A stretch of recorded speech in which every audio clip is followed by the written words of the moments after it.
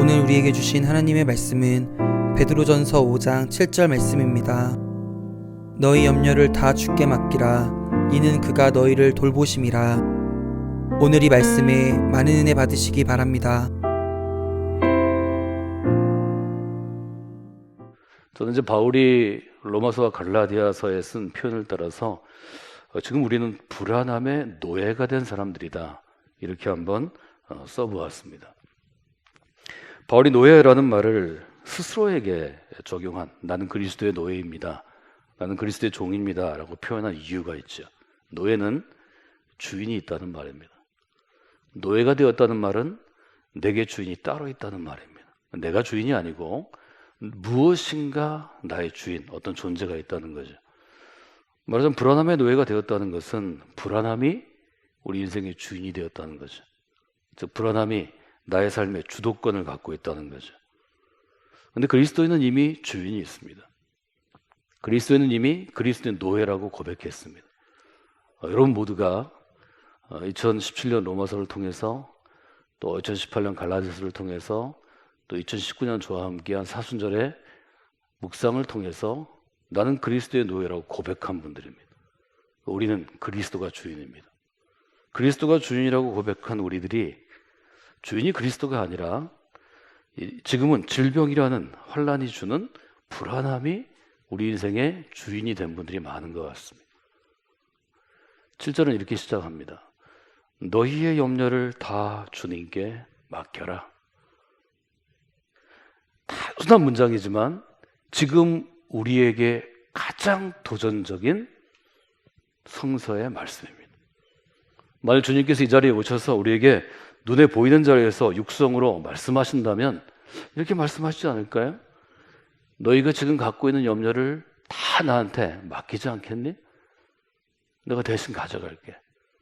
내가 대신 이 염려를 가지고 갈게. 주님께서 여기 서서 말씀하시면 우리가 아마 네 주님 대답할 수 있을지 모르겠습니다. 실제로 우리 눈으로 주님을 보고 우리의 귀로 주님의 그 음성을 듣는 것은 하나님 허락하시지 않은 것입니다.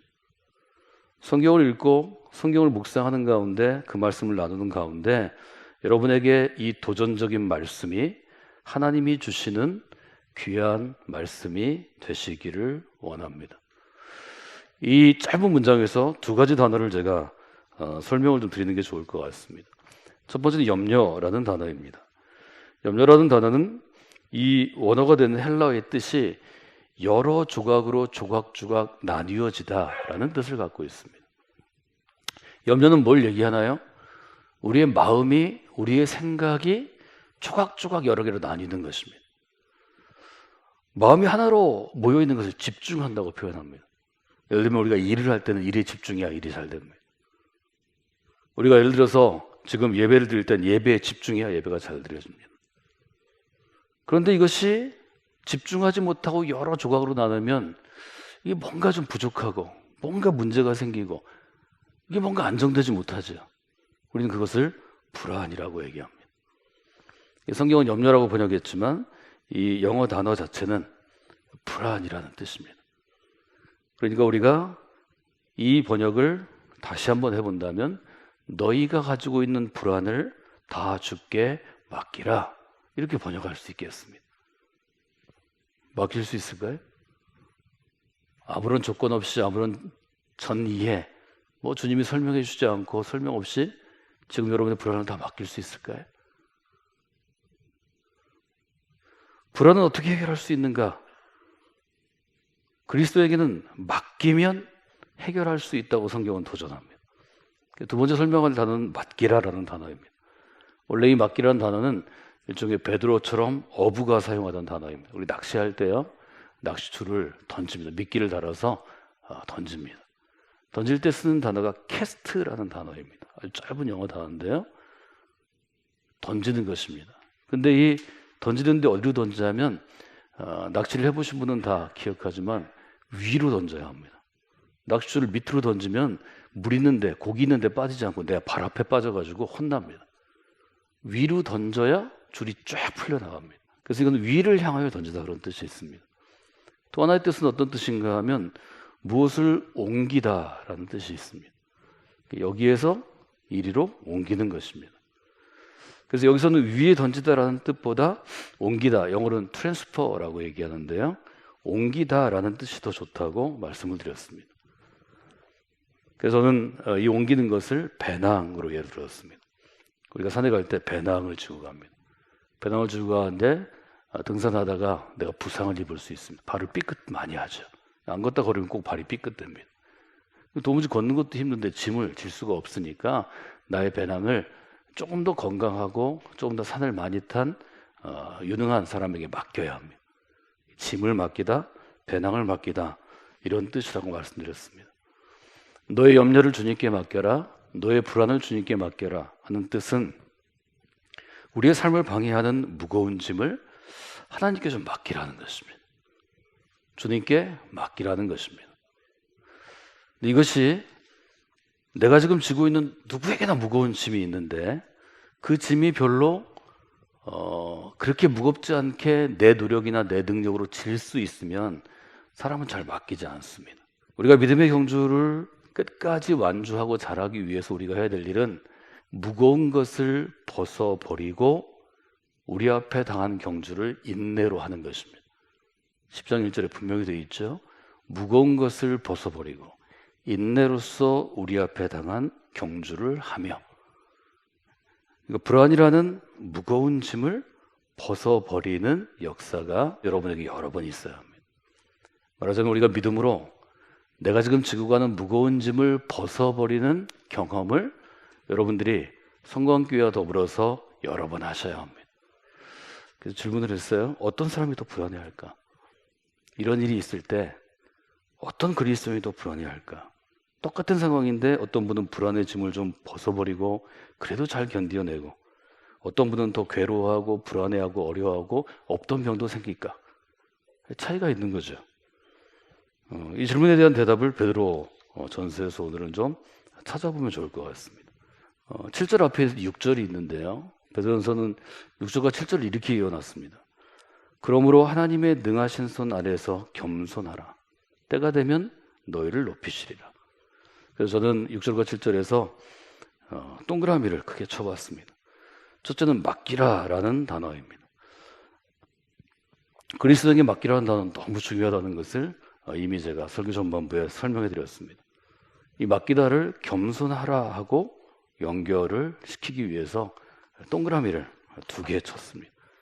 그리고 나니까 이렇게 나눌 수 있었습니다. 사람을 나눌 때 지금 베드로전서 5장은 겸손한 사람과 교만한 사람을 나눈다는 거죠. 질문해 봤어요. 교만한 사람이 더 불안해할까요? 아니면 겸손한 사람이 더 불안해할까요? 여러 교만한 사람들이 제 머릿속에 떠올랐는데 그 중에 나아만이라는 인물입니다. 나아만은 이스라엘과 적대 관계에 있는, 이스라엘보다는 강대국인 아람이라는 국가의 2인자입니다. 군대 장관입니다. 고대 국가에서 군대 장관은 사실 왕보다 더 중요한 자리죠. 왕을 바꿀 수 있는 자리입니다. 그래서 왕이 늘 신뢰하는 사람이고 국가를 사실은 소유한 사람입니다. 수천 수만의 군대를 가지고 왕도 바꿀 수 있는 권위를 가진 사람이죠. 이 사람이 너무 다급하니까, 짐이 너무 무거우니까 이스라엘까지 찾아옵니다. 그리고 이스라엘의 선지자에게 가서 짐을 벗어놓으려고 합니다. 그가 진 짐은 일종의 불치의 병이었습니다. 병을 가지고 나아가는 거죠. 나아만이 짐을 벗으려고 나가는데 짐을 벗는 자의 태도가 아닙니다. 첫 번째로 나아만은 자기중심적인 사람이었습니다. 교만한 사람의 특징 첫 번째는 자기중심적입니다. 자기중심적이라는 건 뭘 얘기하나요? 자기를 과시하기 원하고 자기를 알아주기 원하고 어디 가든 자기가 1등 자리에 앉기를 원하고 자기중심으로 세상이 돌아간다고 생각하는 것입니다. 이 구절에 보면 짐을 벗으려고 엘리사가 사는 시골까지 찾아간 나아만이 어떻게 갔는가를 이렇게 씁니다. 나아만이 말들과 병거들을 거느리고 이르러. 엘리사의 집은 시골에 있는 조그만 집이었을 것입니다.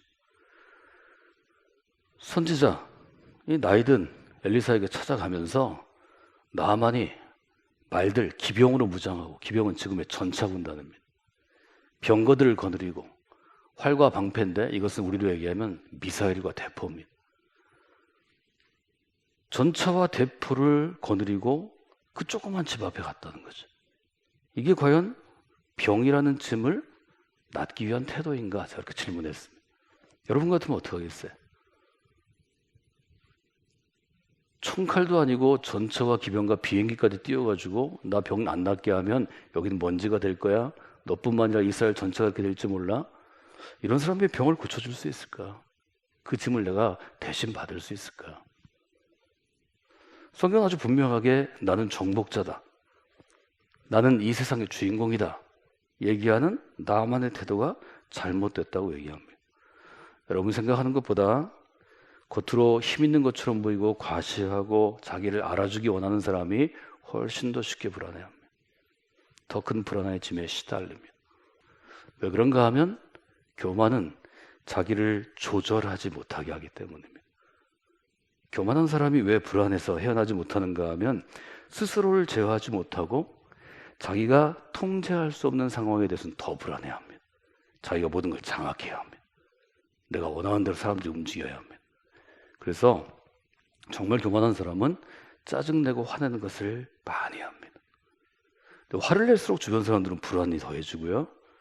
화를 낼수록 이것은 내 자신에게 영향을 줍니다. 간단한 일이 아닙니다.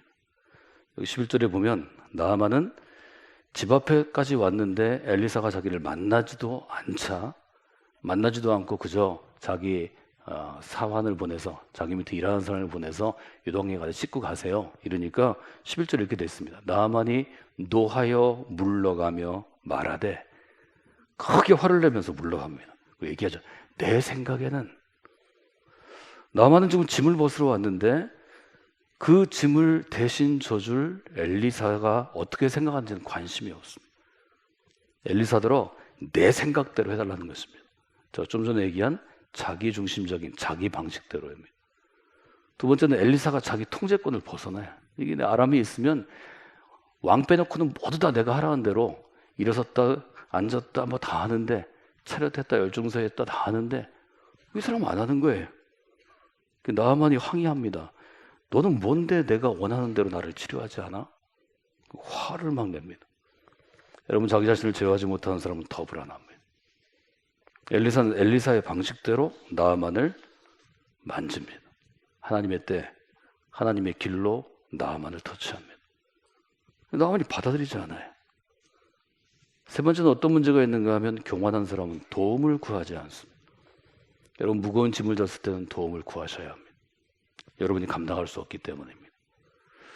여러분, 일상생활하면서 특별히 하나님 앞에 나아갈 때 도움을 구할 때가 있습니다. 전 지금이 그때라고 봅니다. 여러분의 사업과 직장과 일터, 여러분의 미래, 여러분의 아이들의 미래, 여러분의 건강, 이 질병의 세계는 인간이 통제하기 어려운 것입니다. 교만은 도움을 구하지 않습니다.